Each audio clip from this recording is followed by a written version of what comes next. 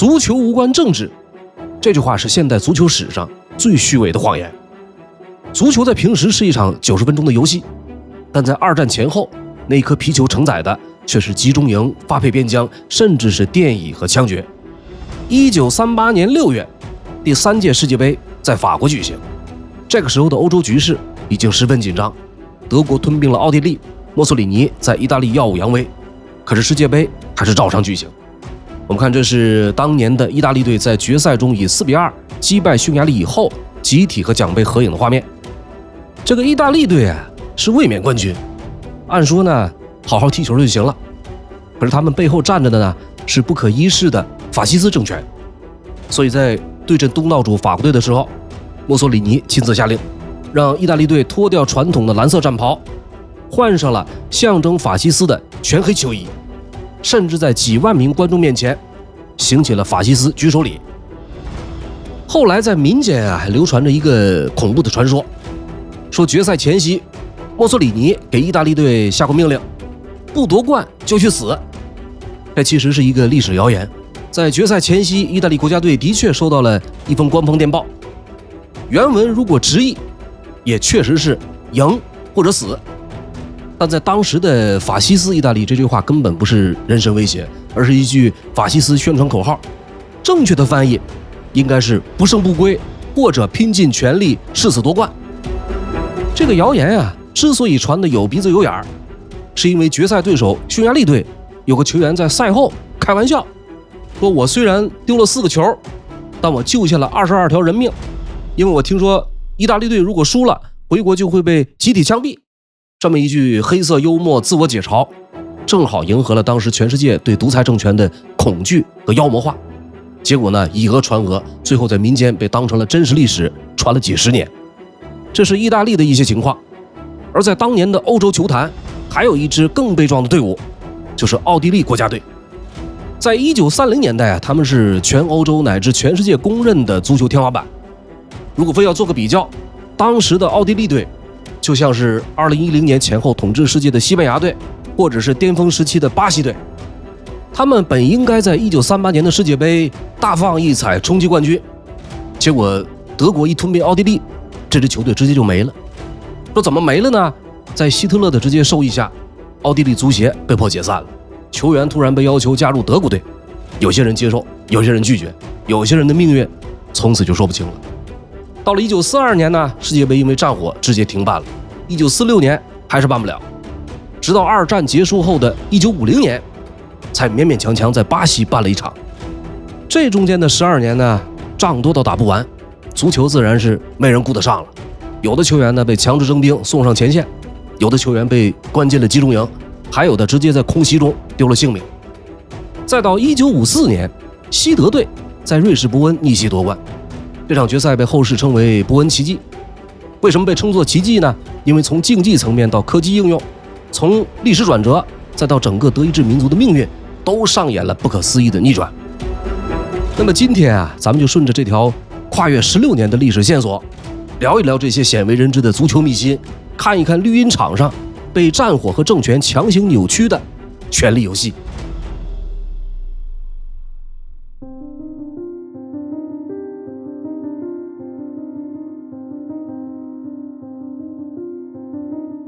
前面咱们提到了奥地利国家队，在1930年代他们有一个响彻世界的绰号，叫奇迹球队。说这奇迹球队到底厉害在哪儿呢？他们曾经有过14连胜的经历，在14场国际比赛中接连胜出，甚至以5-0、6-0的分数把隔壁的德国队按在地上疯狂摩擦。这样一支球队由什么人领导的呢？这支球队的灵魂人物是队长马蒂亚斯·辛德拉尔。我们看就是这位帅小伙，因为身形消瘦，技术极其细腻，人送外号纸片人。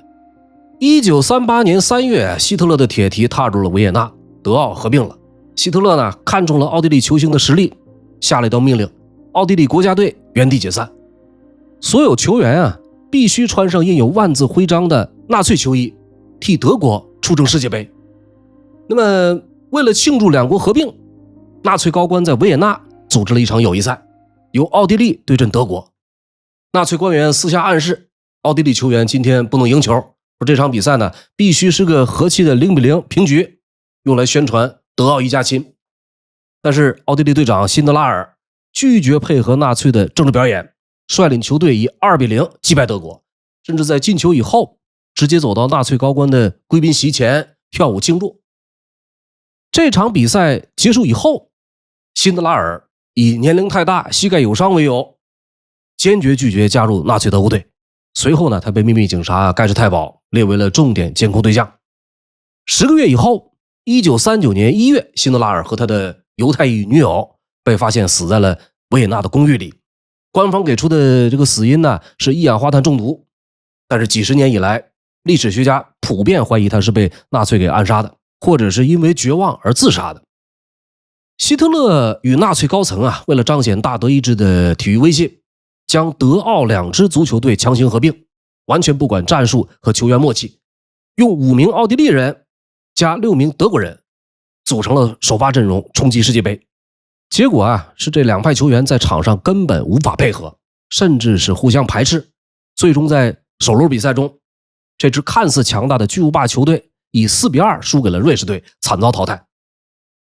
到了1939年9月，二战全面爆发，整个世界都陷入了黑暗和混乱，足球呢自然也不例外。有些故事比电影还要疯狂。1930年代的法国队有2位核心球员，一个叫亚历山大·维拉普拉内，他是当时法国队的队长和中场灵魂；另一个呢叫埃迪安·马特勒，是防守端的钢铁后卫。两人曾经是并肩作战的队友。二战的枪声一响，法国队被德国击败占领，这2位呢也分别走向了完全相反的极端命运。说维拉普拉内球技高超，但有一个致命的弱点，这个人呢极度贪婪，在球员时代他就热衷于赌博、打假球和赛马作弊，甚至呢因此坐过牢。法国沦陷以后，维拉普拉内投靠了盖世太保，加入了北非旅，捕杀法国的抵抗组织，残忍屠杀无辜同胞。那个后卫马特勒和唯利是图的队长相反，拒绝向纳粹低头，加入了法国的地下抵抗运动，并且利用自己足球明星的身份，秘密为抵抗组织运送武器弹药，传递军事情报，暗中帮助盟军被击落的飞行员越境逃往安全地带。不幸的是，由于叛徒出卖，马特勒被盖世太保给逮捕了，随后被关进了集中营。盖世太保呢有审讯档案留存了下来，里边对马特勒的描述是极度危险且顽固的恐怖分子。1944年，利用转运的混乱间隙，马特勒成功越狱活了下来。不久以后，法国迎来了解放，这2位队友的命运也很快迎来了最终的清算。1944年12月27日，40岁的维拉普拉内在巴黎郊外被执行枪决，结束了他耻辱的一生。而大难不死的马特勒则作为国家英雄受到了全国人民的致敬。战后，他重新回到了自己热爱的足球事业中，担任教练并安享晚年，直到1986年以80岁的高龄安详去世了。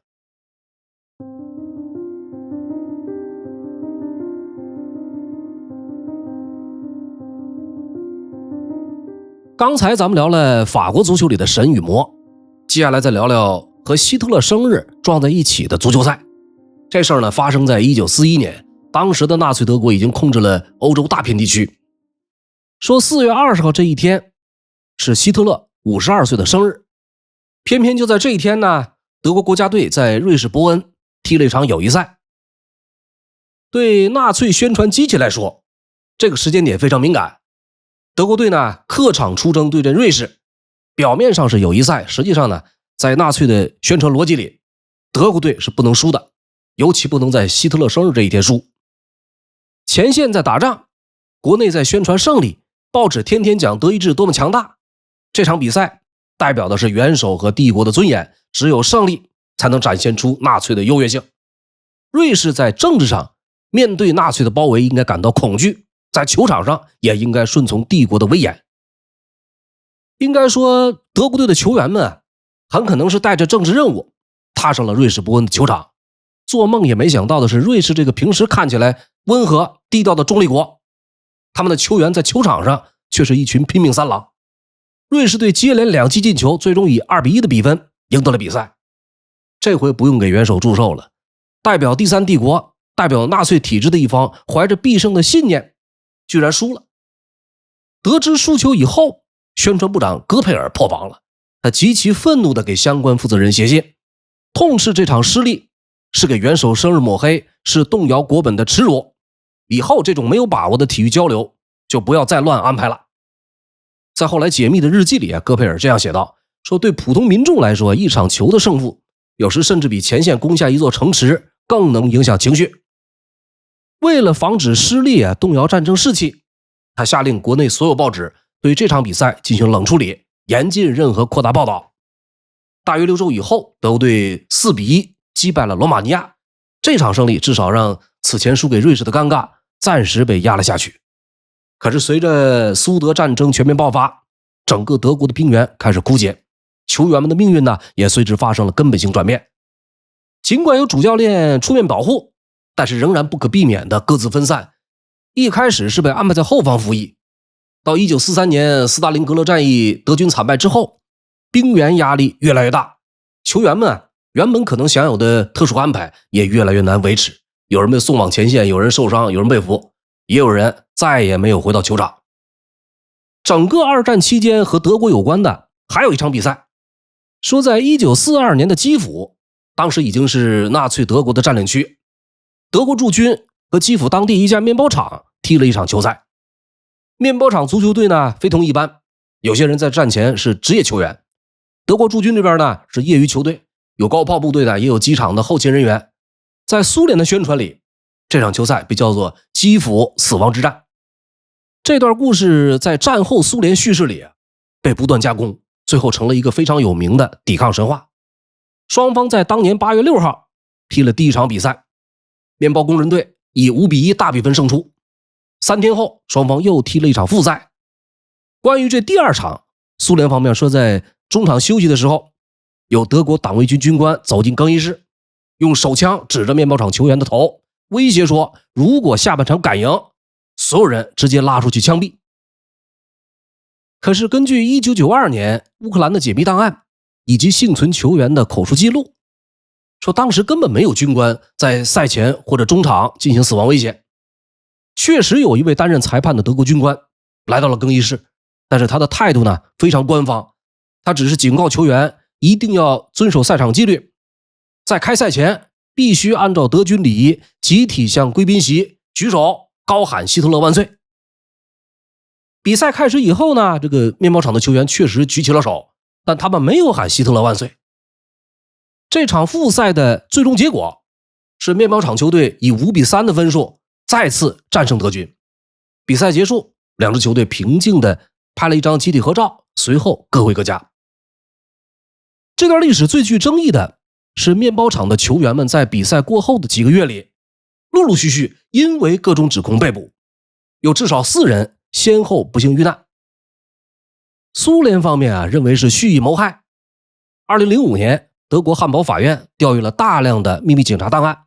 结论是没有找到证据能证明球员被杀和8月9日那场比赛结果存在直接关系。球员们被捕并非因为赢了足球赛，而是和部分球员过去的苏联体制背景以及占领区内的政治清洗有关。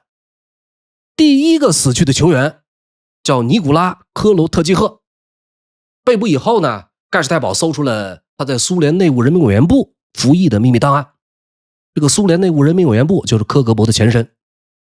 这位尼古拉在生前遭受了极其残忍的严刑拷打，最终呢死于心脏衰竭。除此以外还有3名球员是被关进了基辅郊外的集中营。到了1943年的2月，当地的乌克兰游击队偷袭了德军的一家修车厂，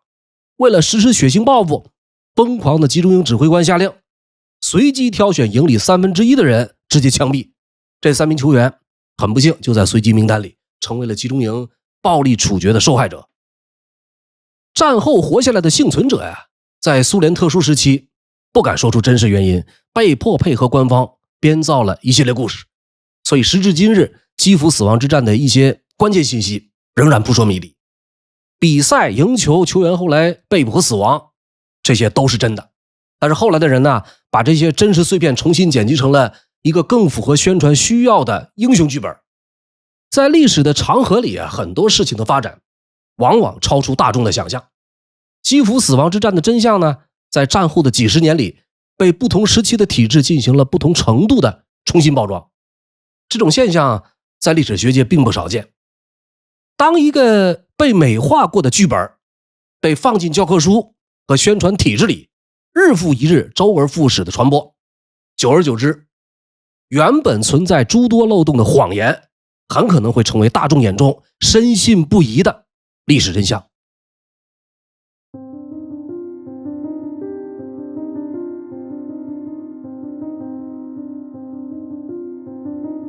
1950年的世界杯是二战结束以后的第一届，也是有史以来比较特殊的一次足球盛会。当时整个欧洲饱受战火摧残，根本没人有钱有闲办比赛了。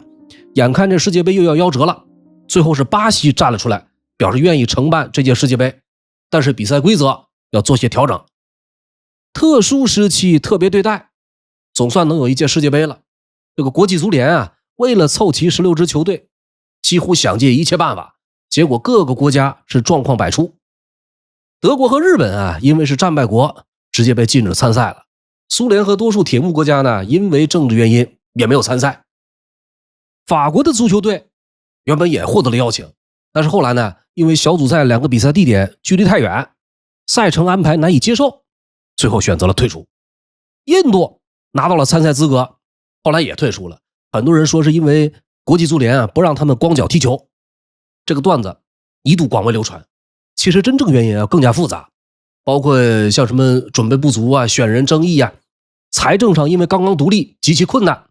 以及当时印度足协更重视奥运会，没有真正把世界杯当成头等大事，最后只能退出比赛。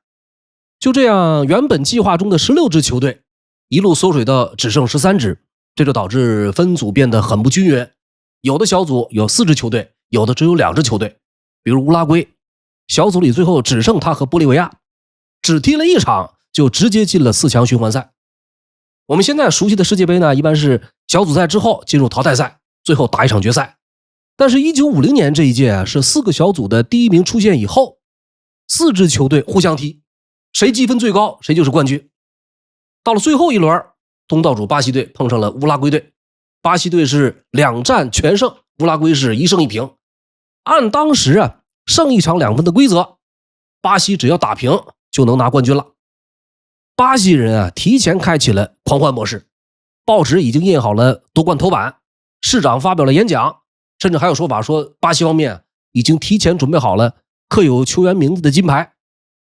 在能容纳20万人的马拉卡纳体育场里上半场双方比分持平，下半场刚开始，巴西先接一球，全场20万人疯狂庆祝。然而紧接着，韧性极强的乌拉圭队连追2球，2比1完成惊天反超。裁判吹响了中场哨的那一刻整个体育场死一般的寂静。原本准备好的庆祝仪式一下子全乱了，巴西的官员仓皇离场，国际足联主席想要颁奖，可是找不到主持人，只能在混乱中把奖杯交给了乌拉圭的队长。赛后的那个体育场医院也是跟着忙得不可开交，有过度焦虑导致癫痫发作的，有歇斯底里哭到昏厥的。巴西有位作家曾写下这样一句名言，说每个国家都有其不可挽回的国家悲剧，就像广岛原子弹爆炸一样，而我们的悲剧就是1950年输给乌拉圭。巴西这场惨败史称马拉卡纳之痛，或者是马拉卡纳惨案。这届世界杯爆出大冷门的除了巴西还有英格兰队。英格兰是现代足球的发源地，但是他们此前一直没有参加世界杯，这里边既有自视甚高，也有英国足协和国际足联之间长期不和的历史原因。到了1950年，英格兰才第一次正式站上世界杯赛场。当时的英格兰呢，实力被普遍看好，阵容也是十分强大。小组赛第一场，英格兰2比0击败智利。到了第2场，他们迎来了战场上的铁杆盟友美国队。美国队当时并不是职业班底，很多球员是半职业，平时还要靠其他工作养家。参赛球员呢，全是临时凑起来的，有高中老师，有餐馆的洗碗工，有替殡仪馆开车的，还有平时做邮差的。跟英格兰相比，完全不是一个世界的人。考虑到这个阵容需要磨合，也考虑到对美国这场应该问题不大，英格兰主教练甚至没有安排王牌球员上场，这种自信后来就变成了笑话。比赛开始以后呢，英格兰确实占据主动，也创造了不少机会，但就是没能把球打进。第37分钟的时候，美国队前锋在一次反击中用一记头球攻破了英格兰球门，随后美国队全体退守，英格兰狂攻无果，最终以0-1输给了美国队。紧接着小组第3场，英格兰0-1不敌西班牙，小组出线失败，最后他们就这样灰溜溜的回了家。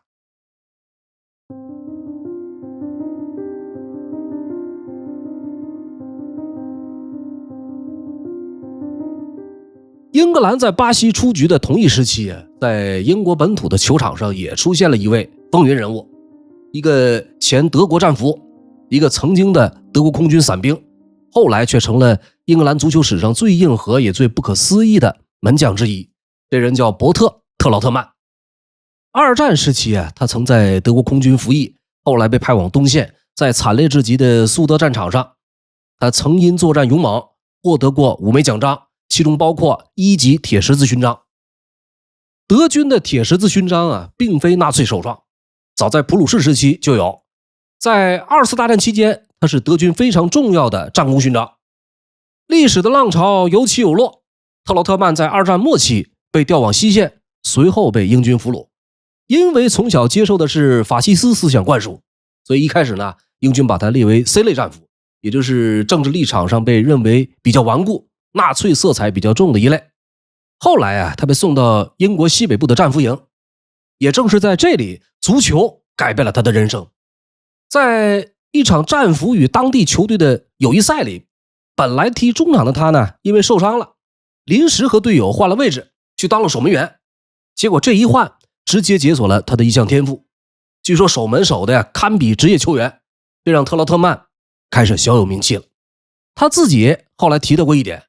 说早年严酷的伞兵训练对他帮助很大，因为伞兵要学会怎么落地、翻滚、保护身体，这种经验多少影响了他的守门风格。1948年战俘营解散了，他拒绝了遣返回国的提议，决定留在英国重新生活。在战俘营期间，特劳特曼客串门将的名声就已经传开了。战俘营刚一解散，当地的圣海伦斯镇队就立刻找上了他。为了赚点外快补贴家用，加上自己也热爱踢球，特劳特曼欣然同意了，正式注册成为了业余门将。很快呢，他在业余联赛的精彩表现又吸引了英格兰顶级球队的关注，曼城俱乐部注意到了他，甚至安排了一场友谊赛，专门近距离考察这个德国门将。考察了一段时间以后，1949年10月，曼城俱乐部正式的向特劳特曼递上了职业合同。这位1年前还在战俘营里边挖土豆，在工厂里打零工的德国大兵就这样不可思议的直接走进了英格兰顶级联赛。但是这个消息立刻在曼彻斯特引发了巨大争议，说这会儿二战才刚结束没几年，无数英国家庭还沉浸在悲痛之中，而且曼彻斯特当地拥有庞大的犹太人社区，不少人一听说德国战俘成了足球门将，立刻就炸了锅。这个抗议信是一封接一封送到俱乐部。据当时的记载，大约有2万人参与抗议，球迷骂他纳粹，骂他战犯，有人甚至威胁要抵制曼城。这时候一个很关键的人站了出来，曼彻斯特当地的犹太宗教领袖亚历山大·阿尔特曼拉比，他本人呢是从德国逃到英国的犹太难民，亲生父母和部分家人也都死在纳粹集中营。照理说他最有理由反对特劳特曼，可他却在报纸上写了一封公开信，大意是每个人都可以有自己的看法，但不要因为一个人的国籍就永远否定他。如果这位门将确实是一个正直的人，那就应该给他一次机会。这封信对特劳特曼非常重要，他没有立刻让所有人原谅他，但是至少让一部分人愿意先看一看，看这个德国人到底会怎么做。那么特劳特曼能做的呢，其实也只有一件事，就是守好球门。他没有到处辩解，也没有公开卖惨。1950年的1月，曼城客场对阵富勒姆俱乐部，这是他第一次在伦敦比赛。伦敦是二战中遭受德军轰炸最严重的城市之一。伦敦球迷对特劳特曼这个前德国空降兵的敌意达到了顶峰，看台上对他的辱骂和嘘声几乎贯穿整场比赛。这个事情呢，很快也迎来了反转。在比赛中，特劳特曼连续扑出了好几次几乎必进的射门。比赛结束以后，球员们在通道两侧排开，为特劳特曼鼓掌。现场的观众们也受到感染，陆续起立，向这位对手门将报以掌声。曼城在这场比赛中其实是0-1输了，但是特劳特曼的表现，他的克制和职业操守，逐步扭转了他在人们心中的形象。他的传奇不止于此。1956年曼城打进了英格兰足总杯决赛。比赛后半段，曼城是3-1领先，眼看冠军就要到手，可就在还剩10几分钟的时候，对方的前锋在突入禁区以后，手脚不及，一个不留神，右膝盖正好撞到了特劳特曼的脖子上，一声闷响，特劳特曼当场倒地昏了过去。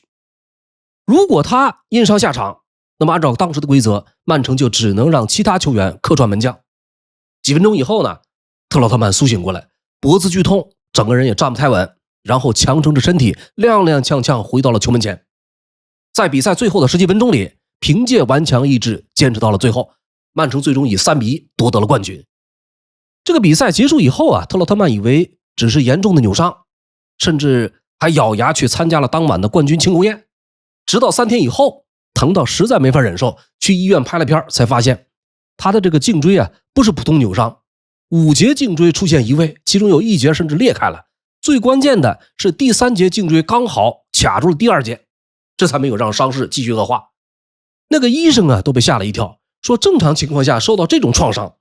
很可能当场就会瘫痪甚至没命，而他居然能活着踢完10几分钟比赛。这件事传开以后，整个英格兰都为之震惊。更巧的是呢，那个赛季他还被评为英格兰足球记者协会年度足球先生。这位人物曾经是德军伞兵，也曾接受纳粹教育，这些过往是不可能抹掉的。但是战后呢，他在英国留了下来，靠球场上的表现，靠长时间的相处，一点点改变了别人对他的看法。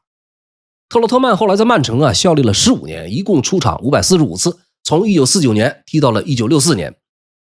他没有代表西德国家队出场过，因为当时的西德队基本上只选本土联赛球员，这也成了他职业生涯里一个很大的遗憾。但是在曼城呢，他已经成了传奇。2004年，英国授予他名誉大英帝国官佐勋章，表彰他通过足球为英德和解做出的贡献。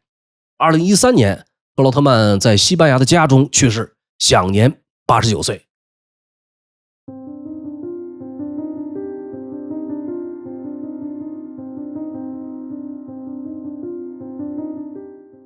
说完特劳特曼我们再回到1954年瑞士世界杯。这一年，西德拿到了第1个世界杯冠军。二战结束以后西德社会处在一种很复杂的状态之中，城市需要重建，国家需要重新回到国际社会。更重要的是，纳粹留下的阴影还没有散去。过去那种高喊民族荣光的语言已经很难再被正常使用。这种情况下，足球成了一个相对安全的出口。体育竞技具有合法性，在球场上可以理直气壮地为家乡为自己的队伍呐喊。它不能解决战后德国的历史问题，但至少让很多普通人有了一个暂时可以共同欢呼的理由。也正是在这样的背景下，一些从战场上回来的人开始重新参与足球运动，他们构成了战后德国足球最早的一批重建力量。所以从这一角度来看1954年的西德队不是一支普通意义上的国家队，它是一支从战败国的废墟中走出来的队伍。这支队伍的队长叫弗里茨·瓦尔特。瓦尔特成名较早，在二战爆发前后就已经是德国最好的球员之一。1940年，瓦尔特被征召入伍，前后在陆军和空军相关单位服役。在国家队主教练赫尔贝格等人的斡旋之下，瓦尔特被安排到了相对不那么危险的军中岗位。他加入了一支叫红色列兵的军中足球队。这支球队呢，由一名空军军官组织，里面聚集了不少当时的优秀球员。他们仍然是士兵，但是足球呢，让他们暂时避开了最危险的前线。有些时候他们还会被安排到各个占领区踢巡回友谊赛，用以提振军民士气，为纳粹做宣传。随着盟军对德国本土轰炸的加剧，红色列兵球队因为战局彻底恶化，也逐渐维持不下去了。瓦尔特被重新编入防空部队，驻扎在德国西部。随后在盟军排山倒海的攻势下，他也跟随部队一路向东溃退。1945年5月，德国投降以后，瓦尔特的从军生涯也正式画上了句号。他成了美军的俘虏，而后被移交给了苏军。说这些德军俘虏被徒步押解到了今天乌克兰与罗马尼亚的交界处，当时苏联控制的一个临时战俘营。苏联呢，因为战后重建极度缺乏劳动力，所以定期会有闷罐火车把成批的德国俘虏当作免费苦力运往遥远的西伯利亚古拉格劳改营。一旦到了西伯利亚基本上就别想着活着出来了。瓦尔特的名字当时已经被列进遣送名单。就在被送走的前几天，战俘营的空地上组织了一场足球赛。因为缺人，正患有疟疾的瓦尔特被叫了上去凑数。就在比赛的过程中，有一名匈牙利看守，也有说是一名热爱足球的苏联军官，越看越觉得这个德国兵不对劲儿。二战爆发以后纳粹德国和匈牙利进行过多次足球外交比赛。瓦尔特呢，作为德国当家球星，在东欧球迷心中有着极高的知名度。这名看守认出他以后，找机会上去询问，说你是不是那个弗里茨·瓦尔特？得到确认，看守们对他的态度发生了180度的大转变。体育明星的光环在此刻击中了看守的同理心，同时也救下了瓦尔特和他弟弟的性命。这些看守向上级汇报说，瓦尔特不是德国本土人，而是来自萨尔地区。苏联对萨尔籍贯的战俘呢，有特殊的遣返政策，利用非德国本土国籍来钻政策空子。瓦尔特就这样在前往西伯利亚之前，和他弟弟一起被苏军遣返回到了家乡。回到了家乡，但是怎么活下来仍然是个问题。瓦尔特的疟疾相当严重，在当时物资极度匮乏的情况下，反复发作的高烧甚至留下了一个后遗症，就是排汗和体温调节功能受到损伤，以至于在之后的比赛中，一旦遇到烈日和高温，瓦尔特就会迅速出现脱水、头晕。只有在阴天、寒冷或者是下雨的天气里，他的身体机能才能正常发挥。1950年，德国足协重新被国际足总接纳，西德足球开始回到国际赛场，国家队主教练赫尔贝格也开始重新组队。时间很快来到了1954年的瑞士世界杯决赛，西德在伯恩对阵匈牙利。在决赛前匈牙利是夺冠热门，他们保持着32场不败的记录。在小组赛里，他们甚至以8-3的悬殊比分大败西德队。在大多数人眼里，匈牙利夺冠几乎只是时间问题。1954年7月4日，决赛在大雨泥泞中开打，开场仅仅8分钟，匈牙利就连入2球，2-0领先。全世界都以为这又是一场屠杀。然而西德队在瓦尔特带领下，同样展现了顽强的斗志，在第10分钟和第18分钟将比分扳平。到了下半场，第84分钟，西德前锋拉恩在禁区边缘起脚低射，打进了那个改变德国足球史的进球，3-2完成惊天反超，西德掀翻了不可一世的匈牙利，这就是著名的伯恩奇迹。世界杯决赛爆出了大冷门，可是这场比赛背后却藏着两个直到多年以后才被解密的争议。第一个是科技开挂。决赛当天大雨倾盆，匈牙利人穿的是传统的固定鞋钉球鞋，在泥地里频繁打滑，体能消耗极大。而西德这边的情况呢，恰恰相反。除了队长瓦尔特在雨中发挥出了最佳水平，他们还有一样秘密武器。阿迪达斯公司为西德队提供了一种可以更换鞋钉的球鞋。中场休息的时候，西德球员根据雨势换上更长的鞋钉，抓地力更加牢固。这不等于说西德只靠球鞋赢了比赛，但是在那样的雨战里，更合适的鞋钉确实可能给了他们额外的优势。第二个争议则是更衣室里离奇的兴奋剂疑云。夺冠以后没多久，多名西德队的功勋球员集体患上了严重的黄疸和肝炎，甚至有人出现了肝硬化。2010年的一项历史调查指出说西德队内当时存在秘密注射药物的行为，部分球员当年被注射的并非官方宣称的维他命 C， 而是二战时期德军常用的甲基苯丙胺，也就是冰毒。由于是共用同一个针头，有球员呢刚好是甲肝病毒携带者，交叉传染，让整个球队都得了黄疸和肝炎。这是后世的研究结果，但是这件事到今天仍存在争议。这里需要补充一句，在1954年还没有今天这套反兴奋剂检测制度，所以即便后来存在兴奋剂疑云，也很难按照现在的规则去追罚，更不存在因此剥夺冠军的现实程序。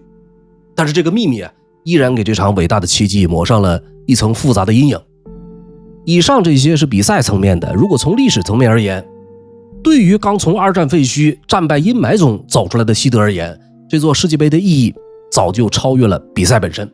后来有历史学家和评论者说，1949年联邦德国是在法律上成立的，而1954年伯恩夺冠则像是他在心理上第一次真正站起来。这场胜利可以说是一定程度上减轻了战败所带来的自卑与阴郁。故事聊到这里我们再回头看那句话，足球无关政治，您会有哪些感受呢？